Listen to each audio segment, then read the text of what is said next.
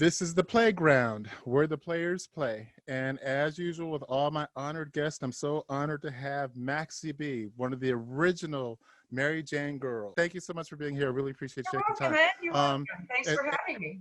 so let's start like with your beginning. First of all, you're originally from where? I'm originally from Pittsburgh, Pennsylvania. Oh, okay, Um, Steeler yeah, country. yes, my father worked in the steel mill for 36 years in thermocouple. Awesome. And my mother was, the Betty Crocker mom and housewife and all of that. Okay. Started out as a junior Olympic swimmer and diver, and Oh, wow.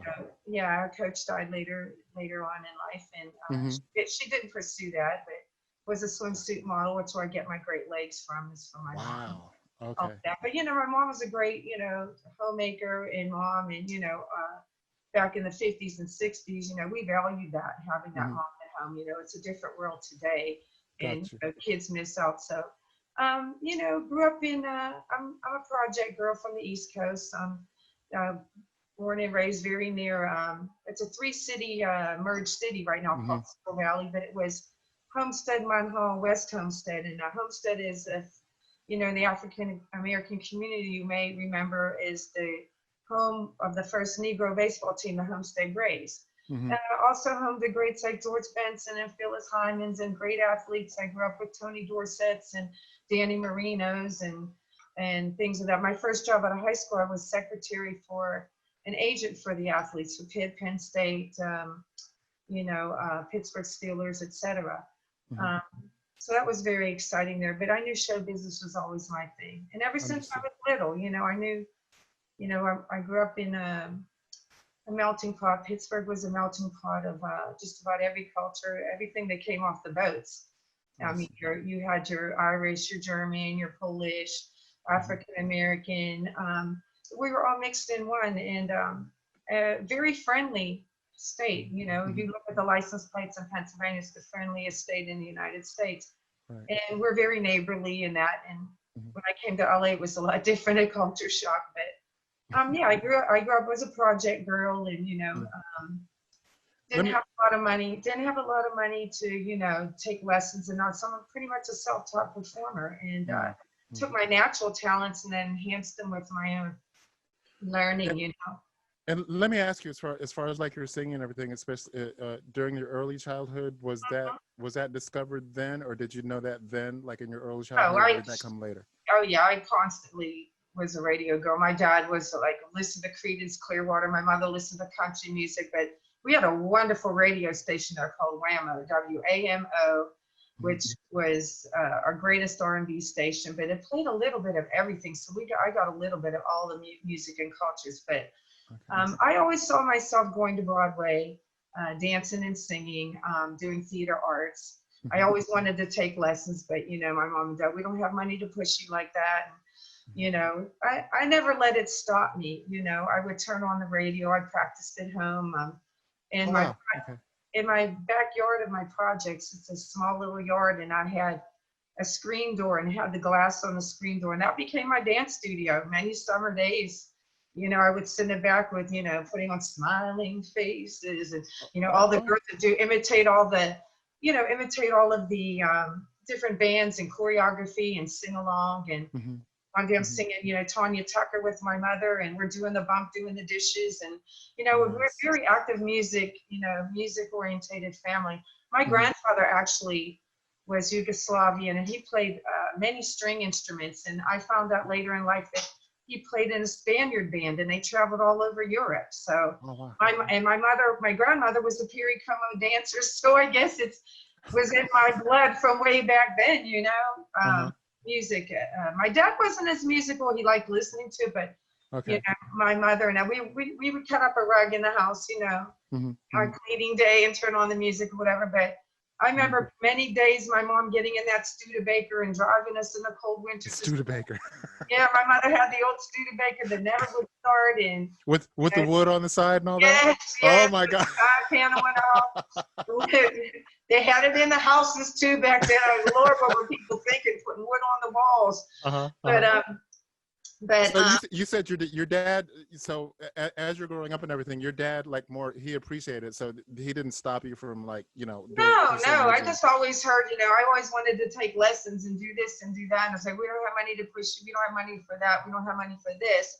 Hmm. So I never let money stop me. I'm like, I'm gonna practice. I'm gonna get good at what I do. Money is Awesome. not a factor. And I ended up excelling better than. It's so funny because there was two girls in my high school. Hmm. When I got to high school, they were the Klinger girls. Their names were Klingers, Pam and Hmm. Cindy Klinger, Awesome. and they were in Cats and all these Broadway shows. And their mother, they lived up on the hill, a little bit wealthier white family, Hmm. and their mother sent them to every freaking kind of lesson you could think of. And when I got into high school, I auditioned for a majorette squad. And lucky for me, the majorette squad leader used to be a Radio City Rockette. Uh, oh And so wow. Okay. when we would do the field, we would do our routines on the field. We would march and do the field Hmm. and all that. We put our batons down I was and gonna we say so danced. the majorettes you did the baton thing and everything, right? Yeah, oh yeah, I was good All at it. right. Real good. In fact, Okay. I won a scholarship to Penn State from Larry Servi. He offered that to me, and I decided to come to LA instead of taking the scholarship Okay. later on. But yeah, these girls, when I got into ninth grade, I made co-captain right away, and it was like they're like, like how'd she Hmm. get there? Hmm. Like lots and lots of practice. I didn't need a baton lesson. I took that thing and I had rhythm, and I was just in my backyard going around my neck and turning around and catching it, and I had fun with it, and I have a lot of rhythm, especially for a Okay. white woman. I have incredible rhythm. Even as a kid growing up in the projects, they'd have these little dances like on Friday nights at the Uh-huh. rec hall, and I would dance. And they turn on all the R&B music, the Supreme Stunting, and I'd be Oh, okay. doing all my little stuff, and everyone would gather around me, like, look at her go, look at her Wow. go.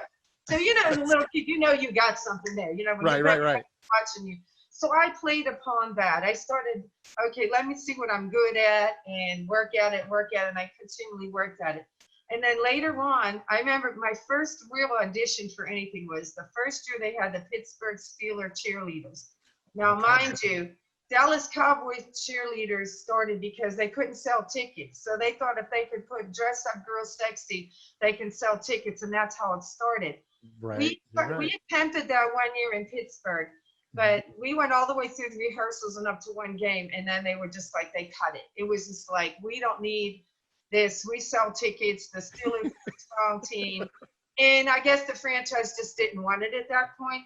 But Uh-huh. going to those auditions helped me. I was then chosen to go to be a Miss Pennsylvania pageant, which I knew nothing about being in a pageant. So I winged it all the way. I just walked down the aisle. I dressed the costume. I answered the questions, but I would always excel in the talent part, which I would Uh-huh. dance or I would sing. Mhm. And then Mhm. I was chosen to go to Miss Oktoberfest, which was in Canada. Okay. And Now how old are you then? Do you know? I'm 18, 18. Okay. Okay. 19. Okay. It's right prior coming Okay. to, you So know, you're auditioning for the Pittsburgh Steelers cheerleading squad cheerleaders, in right? your late And I teens. make the team. I get to perform once, and they moved me from the back line after the first performance right up to the front. It's like I'm a sleeper in rehearsal. Once you turn on the light, here I come. You see me on stage, Yes. Yes. I'm, Yes. I'm Yes. that light spirit. So Mhm. Mhm. and so they moved the light from the back to the front, and Mhm. I Mhm. became a shining beam of light. So during those rehearsals, who Larry Servi, the one who offered me the Pitt and Penn State twirling contract, he had big ties with Churchill High School, which was connected to Pitt and Penn State and all that. Anything that was going on talent-wise in Pittsburgh, he pretty much, had a handle on it. So Mhm.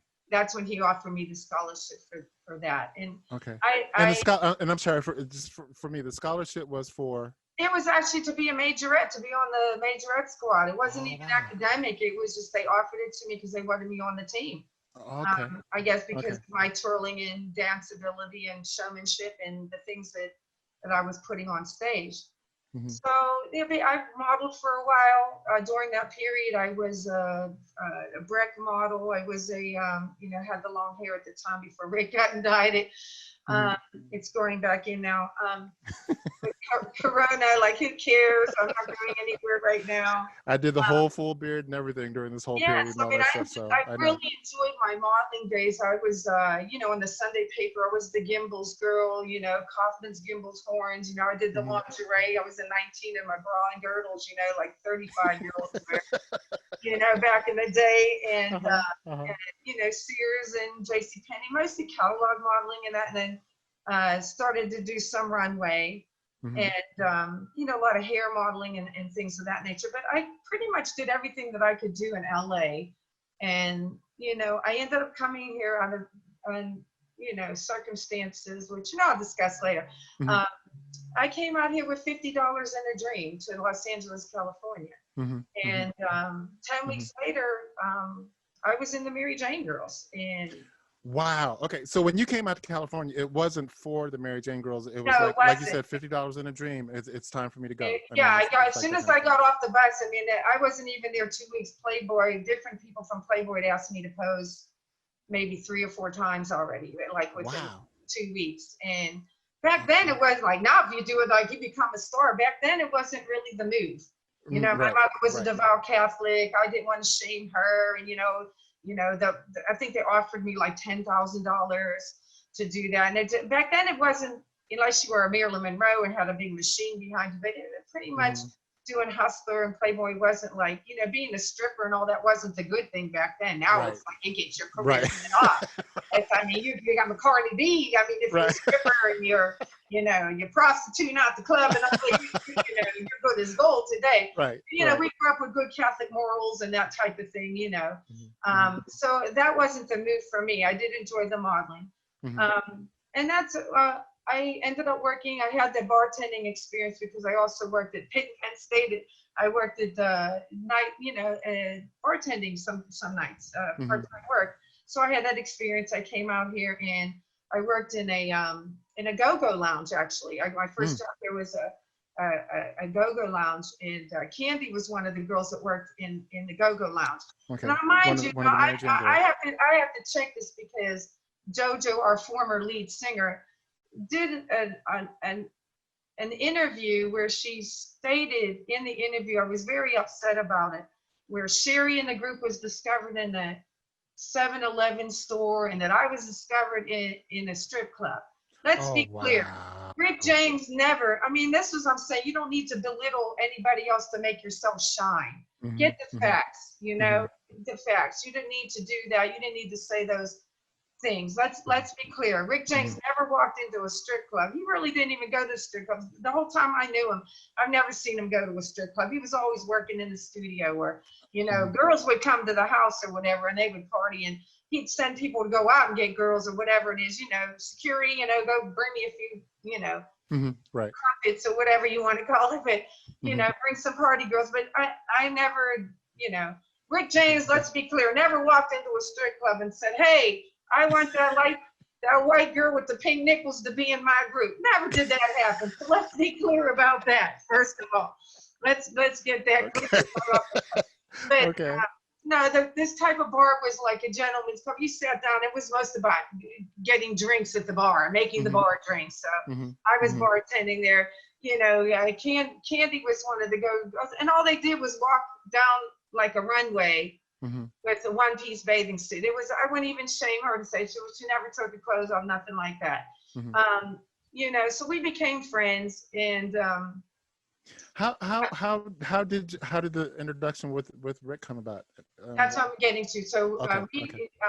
we became friends, Candy, and I remember one day we went out to the Marriott. Hmm. We had been friends about 3 weeks already, 3-4 weeks, and then we went out to the Marriott one night, and we went dancing, and KGLH has the R&B night out there, like on Thursday nights. And I think the only two white people there was like me and Robert De Niro. We always would go to the speakeasy and that, maybe Okay. Tina Marie, he, and maybe me were like the only white faces, like at this, Robert De Niro at the speakeasy and all that. The one that married Tukey Smith, Uh-huh.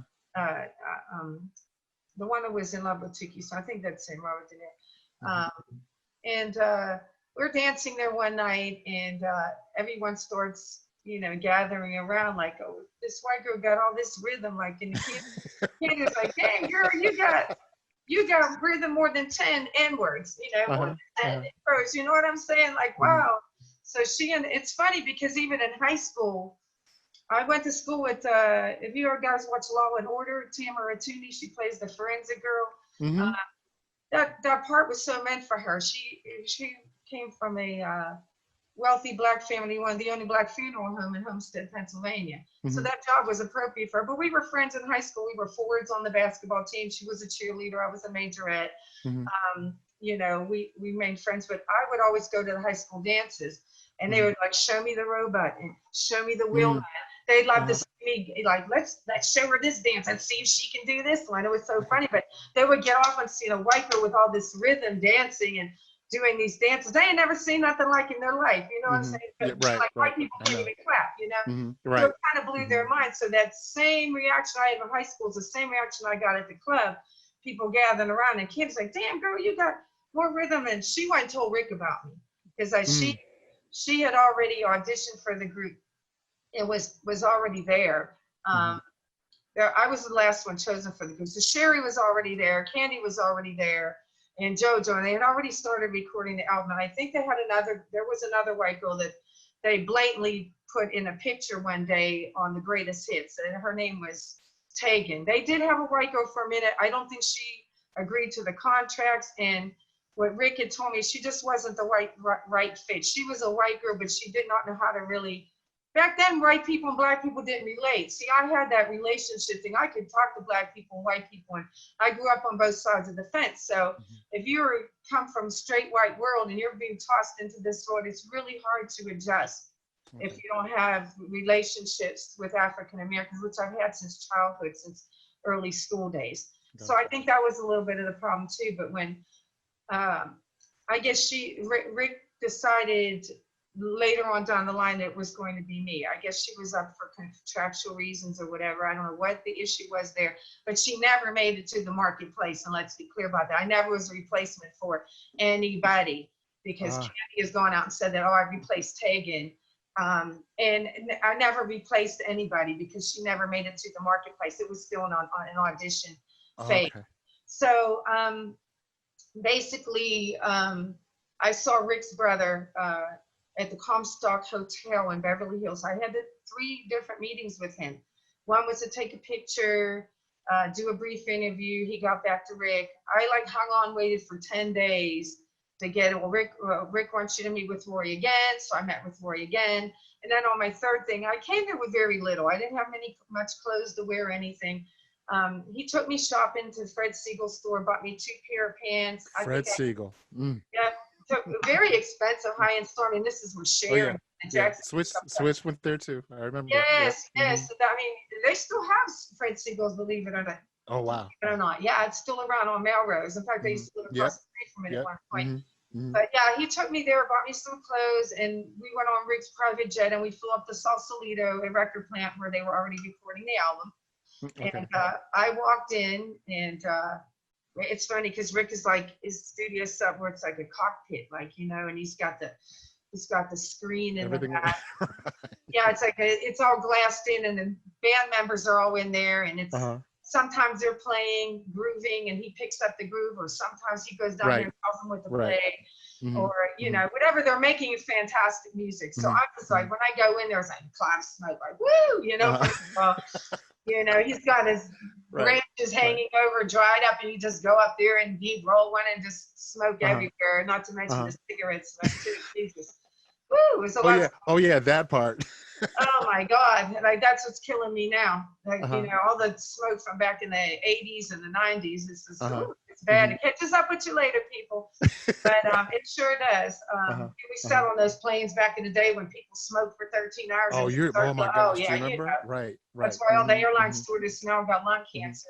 It's the smoker sat in the back of the plane that did not affect the front of the plane. We could all smell it, right? Yeah, you're all breathing it, recirculating air. It's my biggest pet peeve is I hate cigarettes. I just can't stand them. Anyway, not to get off track. So I get flown to Sausalito. I walk in the room and it's all smoky, and they're passing around a joint. I go to JoJo. Was it okay to hit it? She's like, sure. I mean, it's a way of life around here. I'm like, okay. So I hit the joint, right? I drank the Kool-Aid. What can I say? I smoked the joint. That they finished. I remember pulling up Kim. Hey, Fly. Go. This is when they had the 2-inch tapes. You had to take them off. You had to take them downtown, slice them, bring them back to get 65 tracks and the fullness and the richness, the backgrounds and everything. Today I watch my son, who's a young producer. I watch him today. It's a couple clicks on a computer, and it's like, can you know how to play that guitar over there, Sonny? He's learning. You know, it's like. It's totally different now, but everything was live from a hand clap to a click to a foot stomp and singing live. I mean, I remember doing backgrounds, and I remember him making JoJo do the lead on Hurting on the Inside. I think I sat in there with him 15 hours straight all night until her voice was raw, and then come back and we'll do it again today. It's like it's never good enough. It's perfection. You know, Rick and Prince were the maddest about that. It was just like, they spent more time mixing than they did recording. Just it never was good enough. It's never perfect. My son is actually born on Rick's birthday, same time, and so they have that same trait. It's never good enough. It's never perfect. You know, like, son, your stuff is amazing. It's not ready yet. It's not ready yet. It's a constant imperfection. You know. So anyway, I go up there. I meet him. I mean, he doesn't pay any attention to me. Almost 2-3 hours, right? I'm in there, I'm watching him work, and I'm like, wow, this man's work ethic is just amazing, how he's handling everybody here. This is like, man, this is the shit you want to be with. You know, you kind of get sucked in like those Trumpers do in the Trump party. You know, it's like you see this big icon, and, you know, you get all into, you know, you're thinking, wow, you're in with this big magical thing. You know, and later to find out that it's a different story. But, you know, but, it was really nice. So like I say, didn't pay any attention to me at first, and then I heard that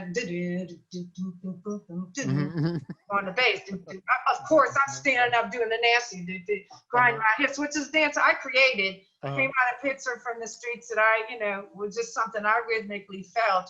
Later, Paula Abdul, you know, gave it to Janet, became the song and everything, you know. But you know, I got up, started gyrating my hips and all that, and Rick turned and he said, shook his head, did you say you were black or white? I said, I didn't. He said, everybody out of the room. Cleared out the room, pulled up a chair, sat down. He showed me this big illustration. Like, don't think that Rick James was not a businessman. He's not he's not the guy that walked around a host strong, found 4 hookers and said, I'm going to make him a music group. That's what everybody in the back of their minds thought. This man was so professional. It was like a marketing. You go to a marketing meeting and you've got the board and he's got the, I mean, he had the sketches, he had the names, and which one do you want to be? And I went through them all. Well, I was a majorette, so maybe I could do the cheerleading one. Oh, that belongs to Sherry. I said, okay. Well, I was a model, so maybe I could do the glamorous one. Oh, that was Candy. And then the other one was a Rick Johnson. The other one was like this female cop, like, just wasn't me. Billy Idolish, never dressed like that, never did the look. So it became a real acting job for me. So when that, I was like, okay. And then he chopped off my hair, and then I got the whole look. It was like being on America's Top Model. Like, you know, you're in for it, so you're in. So I became that look, and then it was a little butchy at first, and then later when we finally did In My House video, I switched it all up. I didn't let him know what I was wearing. I went to Trash Lingerie, the same people that did princess costumes and a lot of Ricks, and I had them make me that leopard thing. When I got on the motorcycle, I had practiced for weeks doing like a solid gold dance. If anyone remembers what a solid gold dance was, they used to do little vignettes. So I practiced. I had a motorcycle. I was probably going to do layovers on it and dance on and all. And by the time it was Yvette's first time, Corvette, when she came in on the 2nd season of the Mary Jane Girls. And it was her first time, so they took a lot of time filming her. And then there was a storm coming. They wanted Candy outside. That's why at the end of the video, you see her at the end. There was a wrap because the rain started falling. But in between, I had a little bit of time. Was not allowed to do anything. I had practiced for weeks. I'm thinking, okay, so they strapped me up on the 3rd floor of this mansion, tie my legs to a 2,000-pound bike on the 3rd level. I'm only allowed to move from the waist up. So you see me in my house. You see me doing whatever I can do from the waist up, I'm doing. Which is my song, by the way. Let's just be clear on that. That's my And cut. I told Rick that was a hit. It was funny because Mhm. Rick would play music, and if I would get up and dance and move aside where he knew it was a hit, like, what do you think, Max? It got to the point where he'd ask me what I think. What do you think, Max? What do you think about it? Wow, wow. I said, So Nick so it said, went from Wild and nothing to Crazy like Love. And I said, Wild and Crazy Love. I said, but that drama and dun, dun, dun, dun, dun. Uh-huh. I'm a drama and stage. I said, that's the hit right there. And Mhm, when it mhm. came out, I was right. I was right. It was a Mm, hit. mhm, So mhm. anyway, I meet him. He doesn't pay any attention to me. Da, da, da, da, and he's a black and white. Da, da, da, and then, go back to the board and everything. Next thing I know, they're throwing this T-shirt on me, and I'm in a picture for Rolling Stone magazine. Like 2 hours later, it's like, I guess you're in the group. The next day, I went to Motown. They flew me back to the Motown office, which I was so honored to stand next to Barry Gordy sitting at his desk Yes, signing yes. a With contract. I mean, with it's like as a little girl growing up, and I grew up, my dad was from Dearborn, Michigan, so I spent a lot of time in Michigan in the summer visiting grandma and that. But I mean, what an honor. You're listening to a kid, you're listening to the Supremes and Stevie Wonder and Smokey Robinson, and you're like, mhm. it's funny that I say this now because I remember literally putting on makeup in my mother's mirror in her bedroom one day, and Give It to Me Baby was playing. And Mhm. I just, something over me froze, and it's like an aura came over me, and I just stopped putting on the lipstick, and I just looked at my mother and said, I'm going to work for that guy one day. Mhm. Oh, And, wow. Okay. yeah, and then Hugh Green, Pitt, before he became a pro player, he played at University of Pittsburgh. He took me to my first concert, which is Rick James and T. Marie. Mhm. And I had seen Rick after that concert. I tapped him on the back, and I told him, I said, I'll work for you one day. And he flipped his hair like, yeah, right, bitch, yeah. And I reminded him later, but something in my spirit, I knew I was driven spiritually and through entertainment to go that route. You know what I'm Mhm. saying? I could have, I would have thought about Broadway and all that, but the girl group thing was perfect for me. Mhm. And being in the R&B group wasn't a problem for me because I like black people, I like white people, I like all people. So if you put out love, you get love back. There you And go. that's how I Love look that. at life. I'm not, I might not agree with ways of everybody, hey, I think Right, right, right.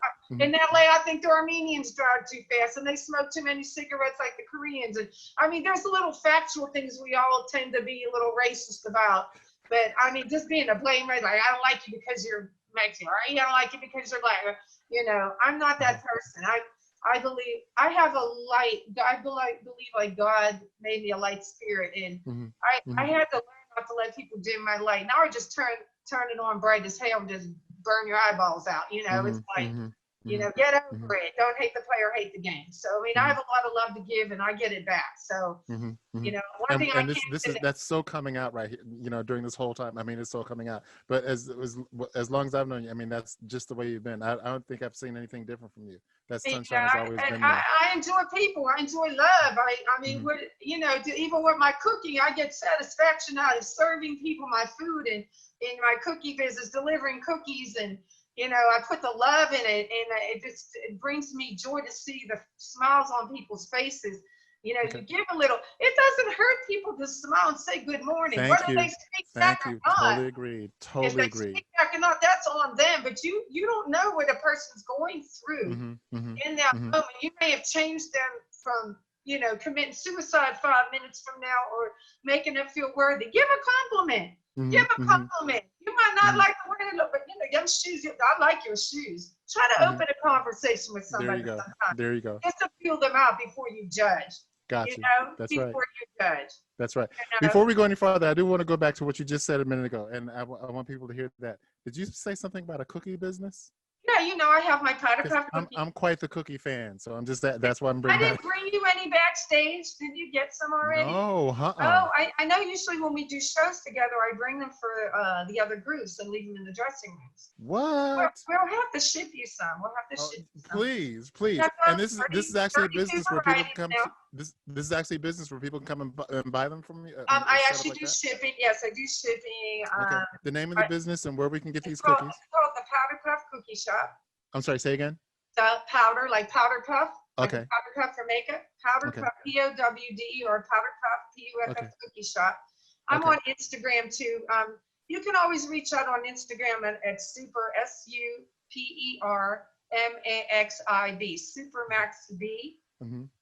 On Instagram. And you can always DM me for an order. I ship starting in November. We usually go through Mother's Day, and then the heat, we don't do it because the cookies will just smell. We're all chocolate and butter and goodness, Oh. and yeah, and they're all hand dipped cookies. Some of the cookies I make, they all have their own names. I do like Scarlet O'Hare is my red velvet, and then I have a black velvet cookie, which is like triple dark chocolate. I like a chocolate. Hmm. My biggest sellers are my pecan turtle dove, which is a pecan chocolate and vanilla sea salt caramel. My Aloha Dream is coconut macadamia, dark chocolate, and Kahlua. Oh my We've gosh, got, you're serious. oh yeah, we have my almond. I have almond with white chocolate and amaretto. We have my best Southern lemon cookie. It's lemon kiss. It's just a kiss will feel like a lemon head person. They're the best. Okay. Okay. Yeah. I'm just gonna throw this out there. Is there a Snickers in there anywhere? Well, I would say the closest one to a Snickers would be the turtle dove, which is or the. Okay. I have a gay friend who calls it the panty dropper, but it's pecan toffee. It's toffee pecan with milk chocolate and vanilla sea salt caramel. Okay. Now that's closest to the Snicker and all that. Got you. Okay. Yeah, I even have a root beer flow cookie. I mean, literally. What? Wow. Okay. I gotta have that one for sure. I have for kids and parties. We do like the what is it? The confetti. We have banana cream pie. The red velvet. The kids like the root beer float. The Cinnabon. I even have a chocolate pretzel cookie. Whoa. Okay. That's great for PMS ladies. You want that salty and the sweet together? it's the one. Yeah. So let me ask you, because of the whole COVID thing that we're all going through now, is that what's keeping you busy doing that? Or I'm sure you're doing like. Oh, I do that. I keep me busy all the time. Mm-hmm. COVID hasn't really slowed me down because I'm pretty much baked. I'm sure it hasn't. And it's it slowed me down to like being outdoors a lot and that type of thing. Like where I live now, I walk every morning. I walk 2 to 5 miles every day. I can work out from home, so I'm not really visiting the gym or any amenities. Mm-hmm. Where people gather at this point. I try to grocery shop. I eat healthy every day. I cook fresh every day. Mm-hmm. And this is why I'm moving into my new place too. I'm going to start doing some cooking segments because of when the virus hit, we found out that, it really upsets me how the government has handled it. And I'm political and, of course, we've got people, we're completely divided now. We're completely divided in our thinking and all of that. Mm-hmm. And it just saddens me to think that we could have done something earlier and that we didn't. And what really upsets and sickens me is the fact that, so now we know it's escalating and killing Black, Hispanics, and seniors like crazy. Let's just let it fly. So what if we lose a few white people along the way? This is what really, really sickens me. And that is the climate. And the only defense that we could have had was good health. Is you thinking, like I tell people, what you do now affects you 10 and 20 years from now. How you eat, how you live, change your lifestyle. We got to put away, we got to stop visiting Popeyes, people. We got to stop, we got to stop the Kentucky Fried Chicken. We got to stop eating like this, period. And I've lived in both cultures, and I tell you, and I used to be 60 pounds bigger twice. I lost 55. What? Really? Yeah, back in the day. Well, Rick had me gain weight to be in the group. First of all, I was very, like you see me now, you're like, oh, he was bigger in the day. Rick wanted a healthy looking white girl. And that kind of took a toll on me, eating in the greasy truck stops to the finest hotels, imbalance in diet, imbalance in sleep patterns, all of that. It takes a toll on you doing 286 city tours. We did 2 shows a night, 6 nights a week. Man, especially when you're not used to carrying that kind of weight. Yes, very little money. So we worked ourselves like dogs.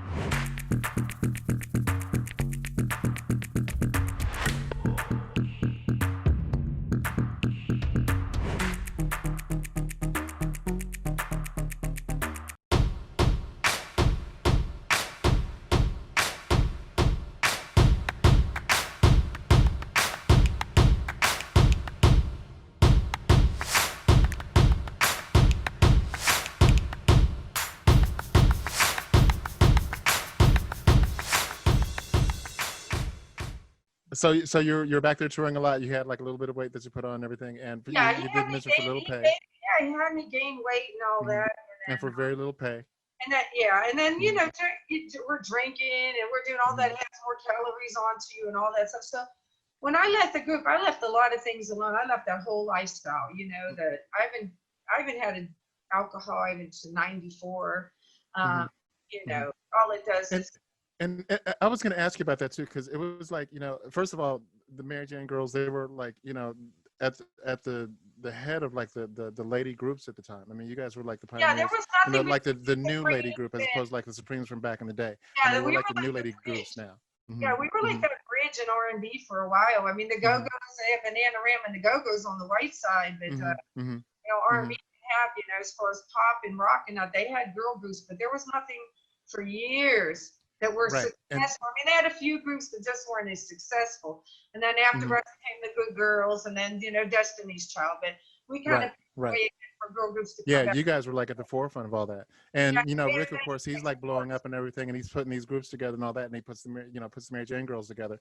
I mean, that beginning, I mean, you guys like blew up. I mean, it was like yeah, that you Prince were had there, and I mean, you blew up. Yeah, it was a very well thought out plan. Like I said, when I got there, Rick had, you know, the sketches of everybody, names. He already, you know, the music. He knew what the direction of the songs were going to be and things that Hmm. women were afraid to say to men. That was the concept of the group. Hmm. You know, being a little bit more open as women. Hmm.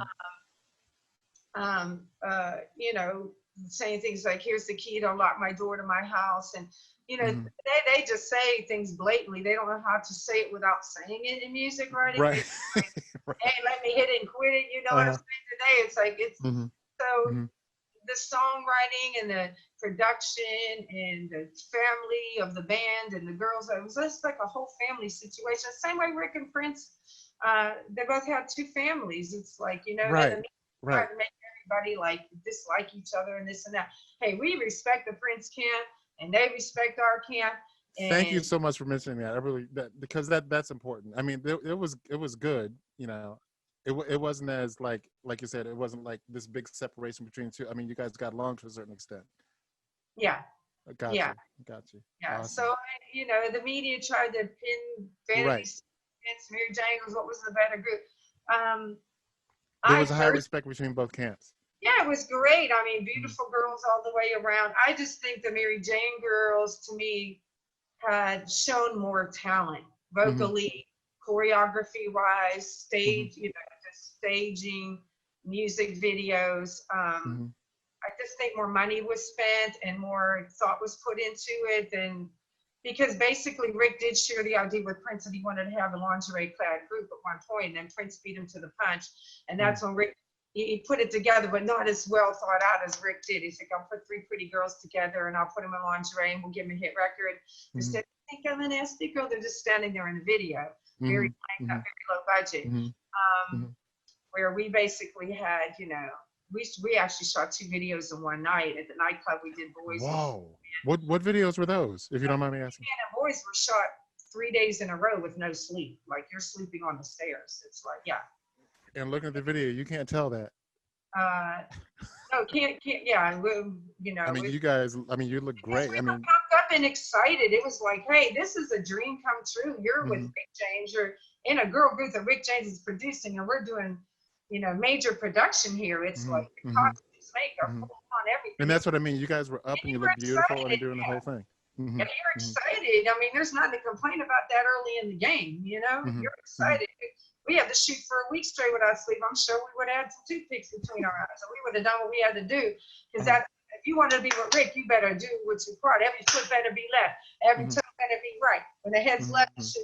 I mean, he was a perfectionist. And Mhm. if Mhm. he did shows, and if he was on the side of the stage and gave you five, you just start fined $500 because you didn't do the cross step right or you didn't do this Mm. right. He Mm. sit out in the Okay. audience with a cap on his head with all the braids and ganja cap, Mhm. Jamaican style, and he'd Mhm. with sunglasses on, and people wouldn't even know who was sitting next to him, and he'd have his pen and mark. And I mean, that's how Mm. you better be tight. You better. Mhm. I remember Mhm. Candy couldn't get a cross turn one night. We would call what was the one in the Jacksons that couldn't get the steps as good? Mhm. Tito was that? I can't remember which one of the Jackson brothers always had the the worst time with the choreography. Candy was excelled in backgrounds and slower in the choreography. Like I said, every girl had a part to play with. Some excelled in different areas and some excelled in other areas where others didn't. So together we meshed as a perfect pie. But I remember staying up before that video, after being up for almost the whole night before to get the cross step turn in Candyman. Almost till like 5:30 in the morning we went through that. And it's, you know, until she got it right. But that's what had to be done. That's what we did. So was Rick involved in every aspect of it? I mean, he was there at not only the songwriting in the studio and everything, but in the videos as well? Like Donald Trump and his minions. Every decision is made by Donald Trump. Every decision was made by Rick. You had to go there, huh? Yes, because that reminds me of it sometimes when I watch the foolery that goes on with it's like you become this little cult, like the Prince cult, and then the Rick James. Become like all these yes people. I think that's what Rick really appreciated my friendship sometimes, because I wasn't always the yes one. I know that don't look right. No, how does that look? Fly? Oh, that looks good. That's an and they tell me next thing. No, the shoes are wrong and the belt is wrong. And I'm looking at Maxie because she knows I wasn't that yes sir. What do you think? What do you think, Maxie? And you know, and he didn't like if you were defiant. Like he didn't like that at all. It's like, oh wow. Okay. So one time I remember until we got into it about something, and I said, he said, I made you. I said, no, you didn't. My mother and father made me, and God did. I said, you opened the door and I walked through. That's clear. You did not make me. A lot of work that I had done before, you know. It's like how Vice President Obama brought back the economy, but then somebody comes and puts 2 years on top and said that they were responsible for the whole thing. So, you know, the same thing.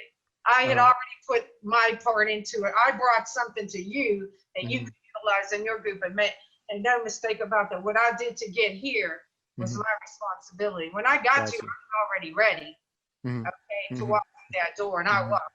Not only did I walk, a bitch stash shade, okay? There you go. So, if you don't mind me asking, what happened? I mean, like I said, you guys were there.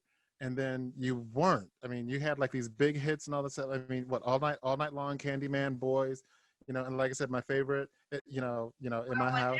What happened was Rick's favorite quotation of all: "Cocaine is a hell of a drug." And it got to be where he got a little bit too heavy into. Because I mean, you guys were seriously on top. I mean, you were there, you know. Yeah, we were there. I mean, even the Spice Girls were made after us. I mean, was from my understanding, was a recreation of the Mary Jane Girls were brought to London in a sense that, you know. And I'm looking at like these women came out here, made billions and millions of dollars, and we didn't make nothing. We didn't even have a lunchbox. We could have had dolls, and you know, we could have been a big franchise, but it wasn't moving in that direction. Rick was spending a lot of money, you know, on cocaine and being lost in it. We lived in a house. Candy and I were roommates in California at the time. During that time. But we lived in the house next door, which Rick leased for us, and we were there for months and years. And like I think we visited our LA home for 3 or 4 days in a break, and we're still paying rent to there. And you know, he's doing his thing in his room, and we're sitting in the house next door for like a year and a half waiting to do the second album, and like making $250 per diem a week. Like that's it. You got to send I remember when that money home to your rent, and like there's nothing. You're sitting there, you know, and his secretary's cooking dinner for us. You know, God bless him. I remember. You know, and all you're doing is sitting around and you're waiting for him to come around at some point, you know, until the deadline, and the Motown called me, the album's due, we got to hurry up and work, and you know, we go on. So, but it got to the point where the drugs just overtook Rick, and it's unfortunate because he was a beautiful man. I mean, so creative, and you know, and people don't understand that.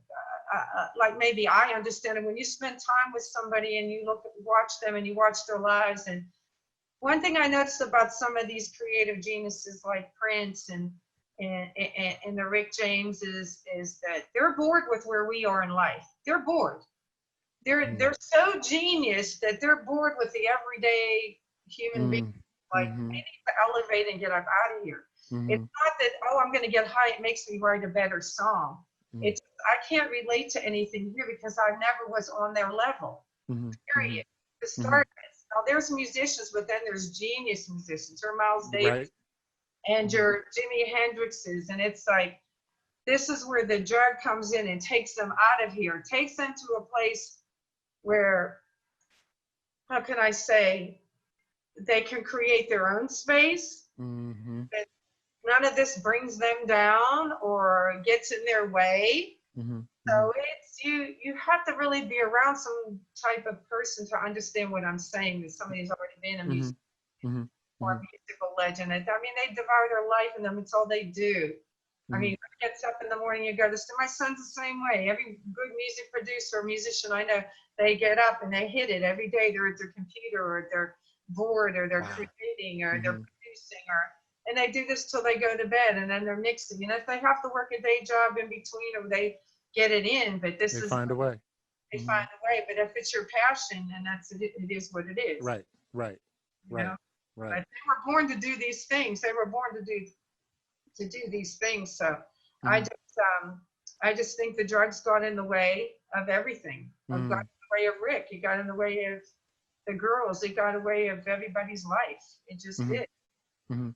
So at that time, then, like I said, you guys were like the pioneers of like the new women groups that were coming up. What was that? What was that like? And we talk about that now, like the women in the business. Right. Okay. At that time, what was that like? Being a woman in the business. Well, being, it's still a man's world. And one thing I do want to say to all the ladies out there, we need to start getting together like on a serious note, like Thank you. Mhm, especially let's start with our voting. It's like, mhm, let's get together and vote with this voting thing. Women, we need to know that if we come together, no matter what color, stronger in numbers, the women out here are doing it. We're raising children by ourselves. We're the chauffeur. We're the housekeeper. We're the cook. mhm, We're the school teacher right now.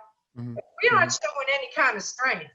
We don't mhm, need to be beat down by a brother. We don't need to be belittled by anybody. We need to be lifted up. And if we got to lift ourselves as women, that's what we need to do. We need to come together, no mhm, matter what color we are. And because this is a movement, if women can come together and stop cat scratching and some of the reality shows, especially that show African American women, and those white girls too in New York City and all them, flipping tables and girl, how many nose jobs you get? That nose job is wrong, and who cares if your toenail's yellow? And I mean, it just is so silly. mhm, It's like mhm, we need to start having females on reality shows or showing how we can get together and be powerful, be mhm, powerful. You know what I'm saying? mhm, Make mhm, movement, make moves, mhm, not cutting each other down because it's been a man's world ever since this country's been created. mhm, It's been created around law and suppression and women's suppression, not mhm, only color suppression, but women's suppression as well. How long did it take us mhm. to get a vote?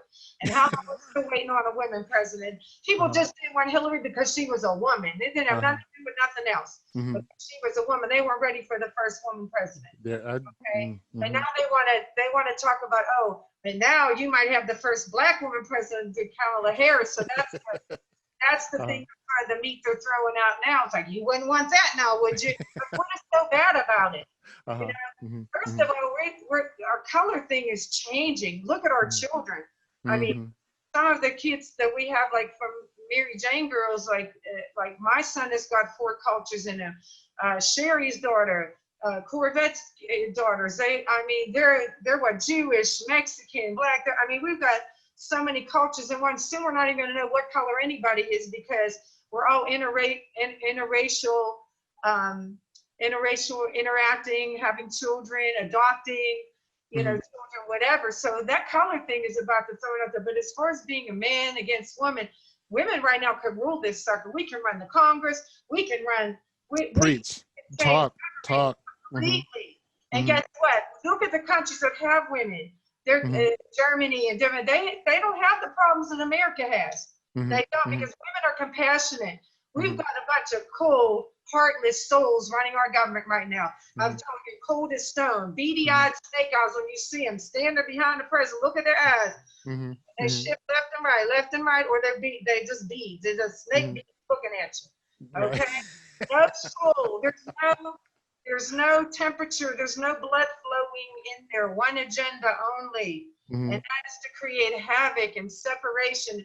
Let's face it, it's never going to be a white America. It never was. Let's get your facts, people. The America belonged to the Mexicans and the Indians on the reservations. The white man came in and stole it from them. The white man is still being a thief. I'm white and I'm telling you, they're thieves. Okay? Their agenda is kind of messed up. And we shouldn't be in this time. Let's see, I'll be 62 years old. I've seen all of this in the 60s. Okay, I have seen all that. I've not seen anything change. And me going on a unity tour with Rick and being that white face in the Mary Jane girls. Part of my whole reason was to bring unity on both sides of the fence. That was my purpose for really hanging in there with everything that I did in the Mary Jane girls. Was to have black babies and to kiss white babies and to make sure that music kept us together culturally. I heard stories of Rick and them going to Europe, and because they were black, walking down the street being spit on, but they go to a concert at night and everybody's got their lighters in the air, and it just said that music can bring people together, but why can't we bring ourselves together? What is the problem? What is the problem? And this whole, watching this whole election thing right now, it's just, sometimes I just want to go under rock and hide, or do I speak up, or, you know, I really want to write my memoirs, you know, being black. You should. You should. You have a lot. You have a lot to say, and we need to hear it. You know, living in both cultures, because I've lived in equal in them. But the one thing that is always going to hold true: this skin is never black on the outside. So I don't face the challenges that a lot of women do. They're prejudged as soon as they walk into a room. As soon as I open my mouth, I'm judged because, you know, she got sold. So it's like, oh, you just like, you know, you got. Are you black? Are you white? Whatever. You know, I'm a human being. You know, and I'm a little bit of everything. I always say I'm blessed and highly flavored. There you go. Blessed and highly favored, but I'm blessed and highly flavored. Love it. Because I have tasted flavors of all over the world. I have opened up my heart. I've opened my door. I've opened my kitchen pantry. But that's how you get to people. Open up. Open up. Don't be that white person that's sitting on 4 white walls and never get to know your neighbor. You know, gotta give him goddamn niggas. Gotta give him goddamn niggas. I know I come from white people. I'm telling you what they do. We gotta stop that. Get a quit. And I have to tell you, in Grand Rapids, Michigan, years ago, because my baby's father was from there, and he told me about a program they used to have in high school, and we should apply this everywhere. Everybody should do this. And real quick, since you mentioned Grand Rapids, shout out to Grand Rapids, Gregory Williams, and the Barge family and all that. So shout out to Grand Rapids. Okay. Yes, I'm done. and the Barges, and hey, Greg Williams, that's my boy, Greg, my real good friend, Greggy. Yes. And also quick shout out to my producer, Teresa Goss, a woman. You know, she's my boss. So. Hey, Therese. Yeah, it's really nice. It was beautiful when I went out there years ago, but I haven't been out there since my son was born. He's 24 now, like 20 years now. But he was telling me when they were in high school, they would do programs where a black child would go stay in a white home for 2 weeks in the summer, and a white child would go stay in a black home for 2 weeks as a summer program. And I think we need to start doing that. I think we should be able to do, even if it's for a weekend, even a week, a summer program where, you know, without Corona, of course, once we get a vaccine and we can mingle and go to each other's home. But it'd be nice to see a black family taking a Hispanic boy and learn their culture, or a black boy to go and see how they eat and how they pray. And, you know, how when you start opening up and you start, oh, and they're funny and you have a good time. Honey, let me tell you something. And I like to tell white people, I'm glad that I've been around both cultures, because I've had so much fun in the African-American community. You learn hard work from them. You learn they make a way out of no way. You think you can stop them? Honey, you can't. You can't. Make a way out of no way. And I got that in me. You know, coming from projects, I've always had that in me. Like, you can climb your way out of this pit. You can. You can do better. You can always, you know, God gave you 4 legs, a mind to use it, whatever. We need to start opening up to each other and our cultures and stop shutting down and separating. And so once we start understanding, we start understanding, honey, if you haven't had no good greens, black eyed peas, and macaroni and cheese, honey, you ain't lit, okay?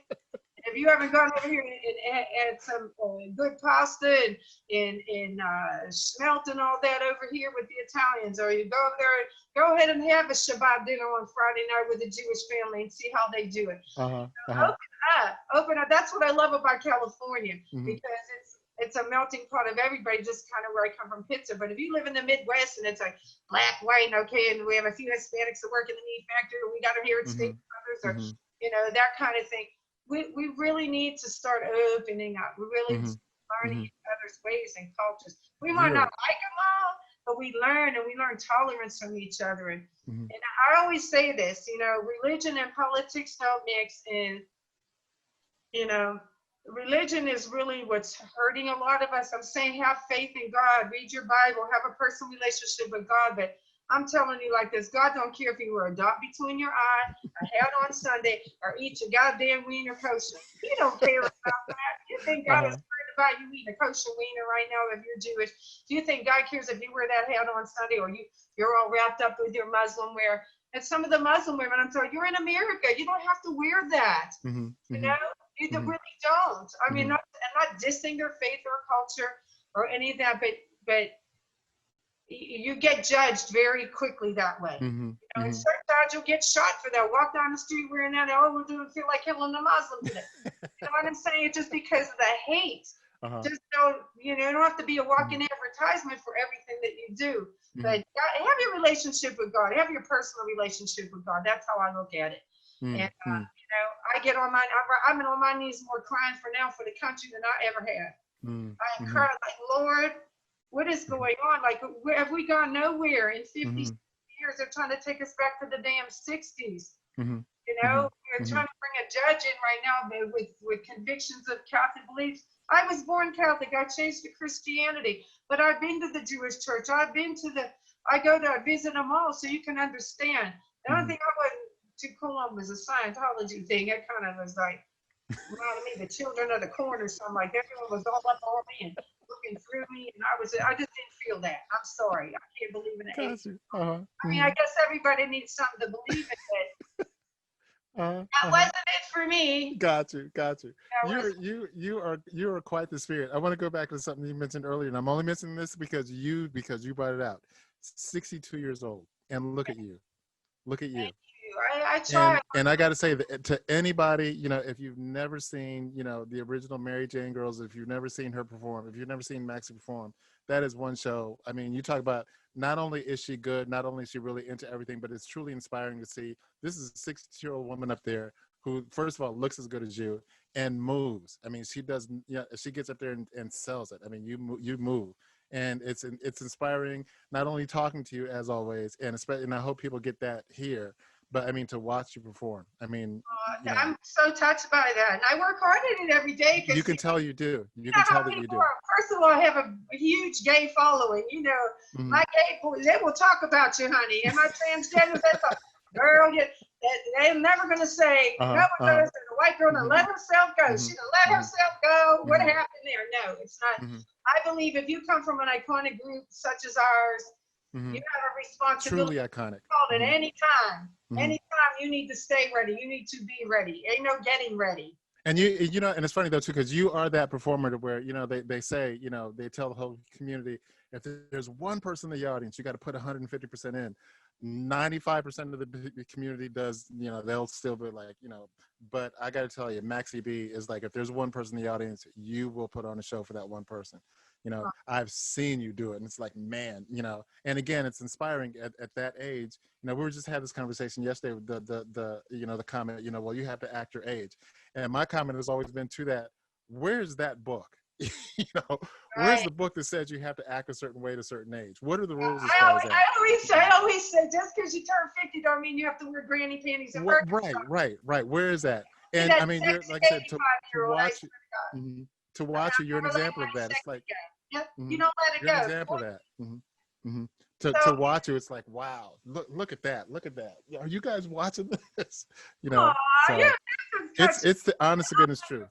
Girls are good though. All my girls, we work hard. We rehearse. You can tell. It shows. We eat well. We don't. We're not getting high and partying out. We don't have alcohol before we go on stage. No, this is about we go in. We want to give a good show. And you know, for years, I tried to do this. I was pushed to the curb for years. You know, JoJo went on her own for a while, and then one of the other group members tried to start a, you know, did and actually took the whole legacy down to the basement. Mm, You can't say you're the Mary Jane girls and not wear the look, not have the sound, and not do the choreography. So I put out the olive branch a few years ago, and Sherry decided that she has a beautiful daughter who's in show business, and we just thought it would be best for Sherry at the time. She had lost her husband and was going through some oh, emotional. I'm sorry to hear that. Yes, it just suddenly on Christmas morning, the baby goes in, their daughter goes in, hey, Daddy, wake up, the gifts are under the tree, and he's sound asleep dead. And, you know, this devastated Sherry, the daughter. I'm sure. So she was going through, you know, quite a bit, readjusting and the depression and trying to work and hold up as a single mother, and, you know, being the heck of a momager to her daughter, who's very talented, looks like a young Beyonce. Talented singing and dancing, has her own single out right now as well. Nova Ches is her name, Nova Ches. Sherry and I finally talked, and we ended up making arrangements for her to move down from Oregon, which I'm glad, because after all the riots and the fires and everything, she's already down here about 5 years now. So Oh, cool. we decided, we were quite embarrassed about what was going out there, because one of the members went out there with somebody, with other girls who've never even been Mary Jane girls. The estate granted them the name, the Mary Jane girls, and they went out there and looked like a supper club act, wearing 3 sequence tops and leggings, and just took the whole Rick legacy. And, you know, and the girl that I discussed it with, you know, to come back to the group, went on her own, you know. And I'll just say it was Candy, and she, when I asked her to come back, child, Rick is dead, that was then, this is now, and I ain't no one trying to, child, ain't no one trying to see no 50-year women jump up and down. And I was like, yes, they are. Wow. You go see New Edition and Backstreet Boys, and all these other groups, they're all still doing the nostalgia choreography of the 80s and the 90s. They're wearing the look, and you have to bring in the nostalgia.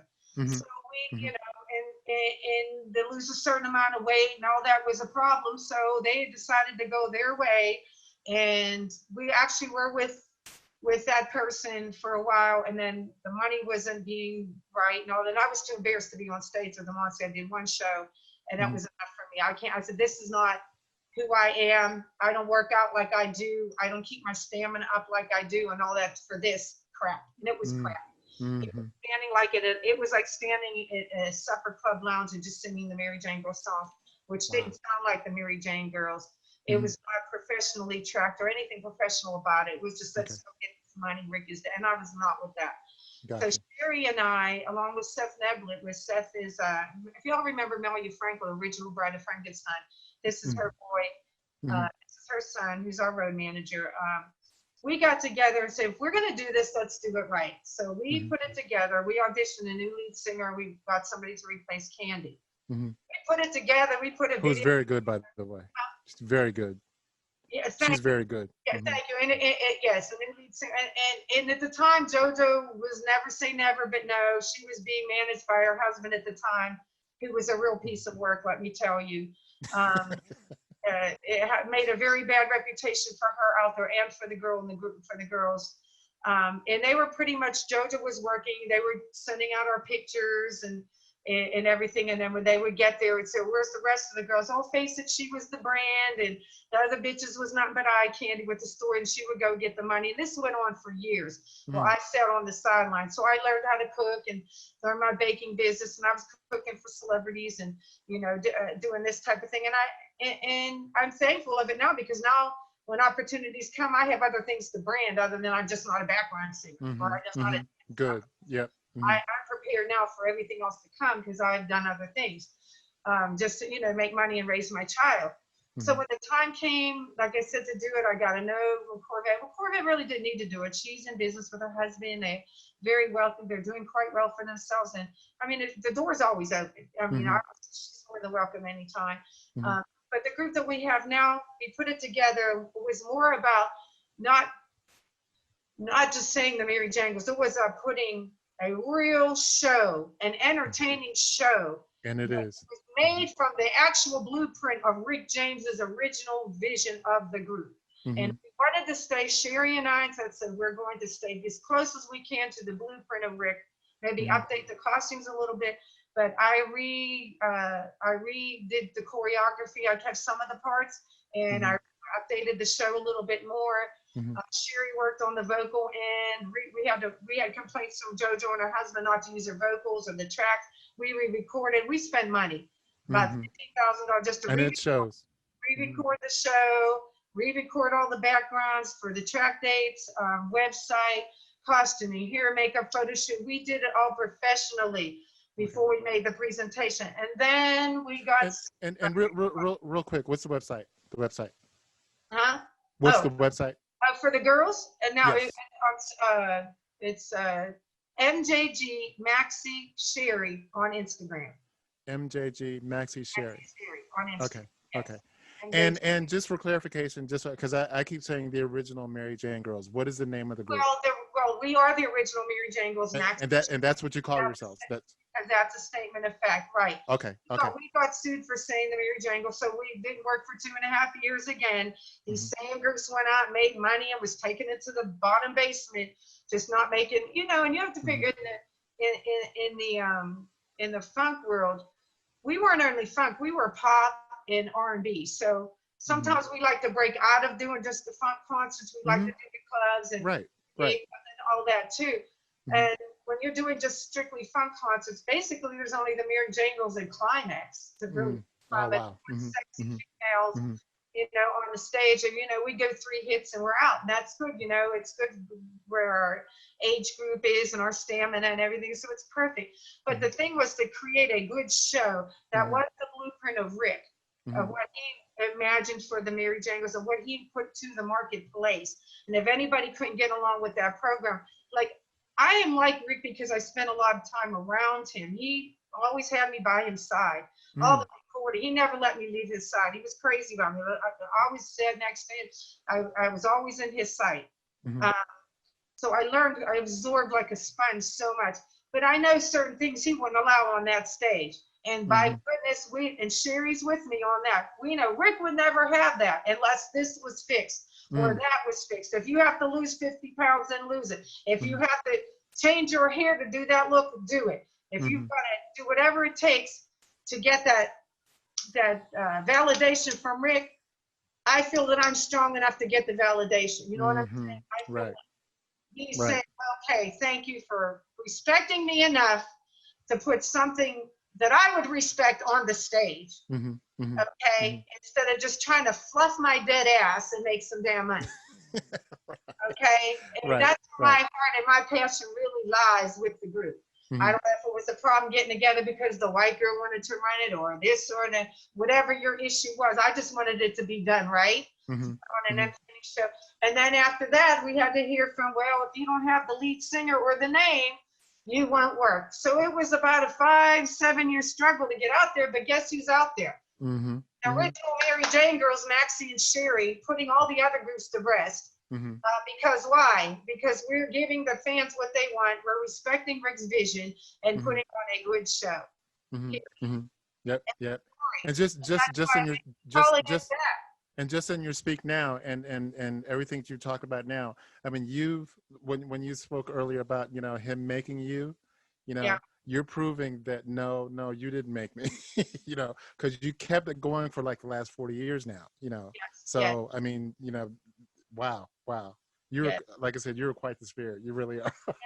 We're going back to you saying, like, my look and my energy on stage and all that. It has to do with my lifestyle.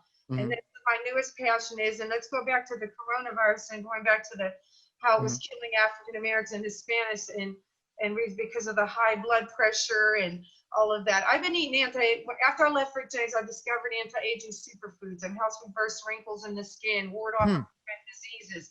If you don't know about them, look them up. They're called superfoods. And they're called superfoods. Okay. Right. And I'm a superfoods guru. I've been eating superfoods for 25 years now. My next book is cookbook is called Beauty and the Feast, and it is all about superfoods. There's 101 superfoods, and every recipe has an ingredient from that list that goes into there, only from that list. So there's no Uh-huh. sugar. I don't eat sugar. I don't do alcohol. I don't do coffee. Sucks your skin dry. Women, you have to understand, after 24, we start losing the collagen in the skin, the firmness. You know, I drink pineapple juice. It's just good for that. And then, you know, your fishy foods, your salmon and your sardines and all that help reverse wrinkles in the skin. Like retin-A, and sardines is like a retin-A for the skin. And if you're sun sensitive like me, take about 5 tablespoons of tomato paste and a little olive oil, mix it together, and take that before you go out in the sun, no matter what color you are, to help you. It cuts back about 33 1/4 of the UV rays from internally from your body. So if you're in a sun exposed area, doesn't matter what color, how much melanin you think you are, because I've already had a biopsy for skin cancer, and people were in there as black as night from Kenya, getting parts of their nose cut off, and, you know, just as black as my shirt here, and with skin cancer. So just because you're a person of color doesn't mean you can walk around with your head bald in the sun. You got to check the bottom of your feet and your head, especially your hairstyles, not where you see spots. And that's where you can get it. That's where it can start. But it can be a cancer that can spread throughout your body. But also superfoods help ward off of prevent diseases like, let's say, mushroom. I know the mushrooms are good for breast cancer for women as well as walking. And the combination of cauliflower and curry together, eaten 3 times a week by a grown man, can help prevent or ward off prostate cancer. Now, my son's grandfather died of that prostate cancer. So I get him started early. He likes it as a side dish. So that curry, it's the turmeric, the capsaicin and all that it's in the yellow of the curry, which comes from the turmeric, helps with inflation. And there's so many benefits that you can get through food, how you eat. There's foods that you can eat that zap things out, and there's foods that feed it. Like white flour and cancer feed cancer cells in your body. They grow. Okay, so I cook for diabetics. I have some diabetic clients that I cook for. They can't do honey because it's bad for the pancreas, and they have to go to all those sugar alternatives. But I'm going to be very informative. I'm working on a lifestyle cooking show here that's going to be very informative, like what every ingredient I'm putting in it, with its health benefit is. And my motto is, if it doesn't benefit my body physically, mentally, to function and to ward off disease, it doesn't go in my body. So I'm not going to eat, I don't eat a lot of bread and pasta, white flour stuff. I don't do the sugar. I do, you know, a lot of green leafy vegetables. I love seafood, everything I see, I always say. Has that been from the beginning, or did that lifestyle change? Started after I toured. I've been doing this 25 years now. I started getting into it about 35 years ago, but I got heavy into it when I first got pregnant with my son. I decided he's not going to know coffee. I'm not drinking wine when I'm pregnant. I'm like, this is the life of a child that has nothing to do with my bull crap that I'm doing with my body. So I'm going to be pure for this baby. And I was, you know, lots of protein, and, you know, I ate a lot of healthy functioning foods. And the reason I asked that, because was it difficult to make that change? No, it isn't actually, because I like food, and if you know, you just have to know how to cook it. Like I did a tasting. I don't know if you guys are familiar with. I've been doing some tastings with Chef Stu. Chef Stu was on Marriage Boot Camp the last season with Michelet what is it, Marriage Boot Camp, the hip hop edition, and we became friends. And he's a chef. He's on Food Network and things of that nature. So we've been talking about doing this a cooking show together, and then COVID hit. But we did a tasting in Beverly Hills right before it hit, and we plan to do some more. But we had a couple nice TV producers there and stuff, and the food was awesome. I did all the baking and that type of thing. But one of the producers that was there, she actually lives down the street from me in my place in Los Angeles. And she forgot her cookies from the event. She came by, and I happened to just cook, and I gave her a plate of vegan, vegetarian black-eyed peas, vegetarian greens, and made dairy-free, sugar-free maple yams that I made. And she got 5 minutes down the street. She called me and said, Girl, I said, what's wrong with you? She said, girl, are you kidding me? I said, what's the matter? What did I do wrong? She said, no, girl. She said, I already been on to Miami. I've been calling Atlanta. I mean, all my relatives, Becky's, everything. So I cannot believe that this white woman cooked. These black eyed peas have no meat in them. These greens have no meat in them. And oh my God, these yams are like a light sweet potato pie. And, Wow. and she's like, I can't believe there's no meat in here. I said, no, but what I want to show people is how you can get, since I was little, I would go to an African American home and I'd see a piece of meat in a roast, and it's onion salt, garlic salt, Lowry Mm. salt, lemon peppers, and it's all this, and there's so much sodium Mm-hmm. in there, and just Lowry seasoned salt. You look at it, it has sugar, lemon pepper, sugar. You got to. I don't look at grams of sugar. I look at the actual ingredients on everything. Your small Mm-hmm. I'm a big Mm-hmm. fan of Trader Joe's store. Like, shout out to Trader Joe's. Because Mm. I use the organic mayonnaise, the only one on the market without sugar. I Mm-hmm. look for products without sugar because sugar breaks down the molecular structure of your skin, your antibodies, your whole immune system. Mm-hmm. Coffee, all of that breaks you down. The alcohol, the sugar. Now we're getting ready to get into the holidays. And I'm, even though I have a cookie business and I can save the world, I tell people Mm-hmm. it's a source of funding for me and I fund other things, but I can't save the world. If you want to live the lifestyle, then follow me there. If you want to live the other lifestyle, I got your cookies for you, like whatever you want. I Uh-huh. am to please Uh-huh. everybody. But Uh-huh. as far as like, I'm warning people right now, let's not get into all the pumpkin pie and the sweet puddings and the drinking the champagne and all that. Right now, it's crucial that we keep these immune systems up, especially as we know COVID is getting ready to become more rampant. Right. Right. That's People don't right. want herd mentality out there Mm-hmm. instead of Mm-hmm. herd immunity. Mm-hmm. They're really pushing this thing. They're walking around without masks, and all you got to do is slip one day. So let's start eating the foods to boost the immune system. Let's Mm-hmm. start eating those foods, or start getting up on your spinach and your protein. And a lot of people think eating salads, oh, I'm losing weight, I'm eating salads. If you don't go to the market, like, don't stop at these salad places, salad stores, because they're not getting organic. Go buy yourself, spend a little 50 cents for the organic iceberg lettuce or the spinach green leaves. Mm-hmm. And I want to make a mention of that too. You're drinking these green drinks in the morning. If it's not organic, you're gaining weight because of the GMOs. Okay, yeah, you're Mm-hmm. giving yourself cancer. Mm-hmm. So your blueberries, your apples, your strawberries, all of that. Make sure that on your bananas it's the number 9, not the number 4, because these GMOs are what's putting cancer and changing your molecular structure and inside your body, and you're gaining weight. You're gaining like hormonal weight, Mm-hmm. hormones. Mm-hmm. So Mm-hmm. especially women, if you've got overactive thyroid and underactive thyroid, you got to know what to do.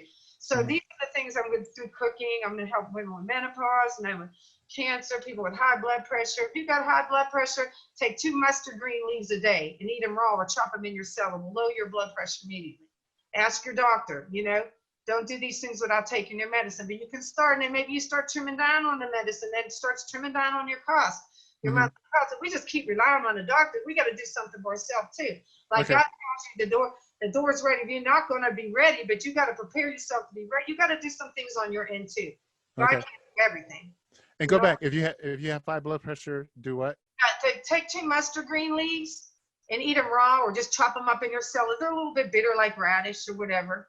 Mm-hmm. Saute them, but you get more value of them when they're raw.